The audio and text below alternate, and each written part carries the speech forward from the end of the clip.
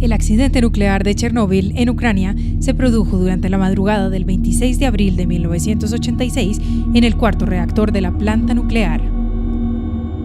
A unos 250 kilómetros de distancia de Kiev, capital de Ucrania, se encontraba Pripyat, una ciudad creada para los trabajadores de la planta nuclear. Era un lugar privilegiado.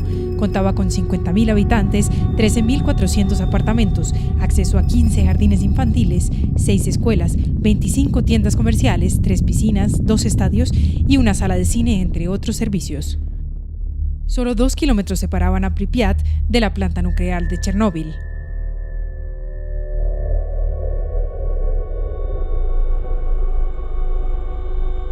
La razón por la que se desencadenó el accidente nuclear fue la realización de una prueba programada para el día 25 de abril bajo la dirección de las oficinas centrales de Moscú.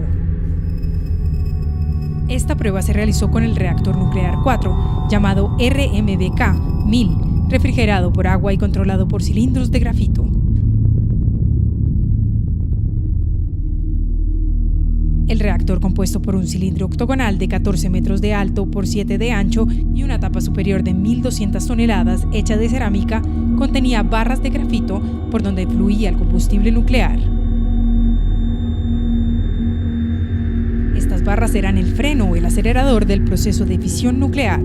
Si éstas se subían, el proceso aumentaba. Si por el contrario bajaban, este se detenía. El objetivo de la prueba era aumentar la seguridad del reactor para comprobar si era autosuficiente.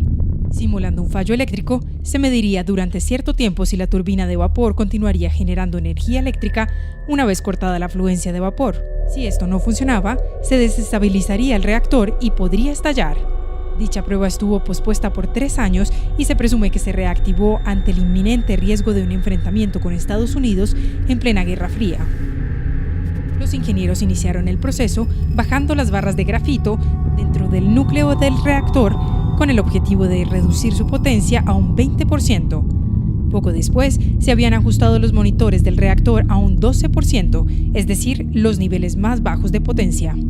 En este punto desconocían que en la tapa del reactor se había comenzado a producir una gran cantidad de gas xenón que impedía el flujo de combustible nuclear, haciendo que bajara aún más la potencia del reactor y se desestabilizara.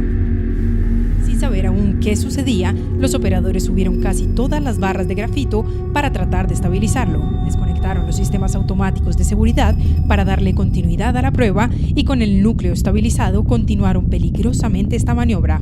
A 30 megavatios se disolvió el gas xenón y comenzó un fenómeno llamado envenenamiento de xenón. La potencia del núcleo del reactor estaba cerca del 100% de su capacidad, produciendo una reacción en cadena que los operarios trataron de detener, pero sin resultados. El núcleo del reactor disponía de 170 barras de control. Las reglas de seguridad exigían que hubiera siempre un mínimo de 30 barras abajo y en esta ocasión dejaron solamente 8, superando el 100% de su capacidad. En un intento desesperado, cortaron el suministro eléctrico para permitir que las barras pudieran caer por gravedad, pero no funcionó, debido a que posiblemente ya estaban deformadas por el calor. Finalmente, el combustible nuclear se desintegró y salió de las barras entrando en contacto con el agua empleada para refrigerar el núcleo del reactor. Allí se produjo una primera explosión y unos segundos más tarde otra, que hizo volar por los aires la tapa del reactor y las paredes de hormigón de la sala del reactor, lanzando fragmentos de grafito y combustible nuclear fuera de la central, ascendiendo el polvo radioactivo a la atmósfera. La nube de partículas radioactivas se podía ver desde el aeropuerto de Moscú a casi 700 kilómetros de distancia. El accidente nuclear fue clasificado como nivel 7 o accidente nuclear grave en la escala de sucesos nucleares del Organismo Internacional de la Energía Atómica.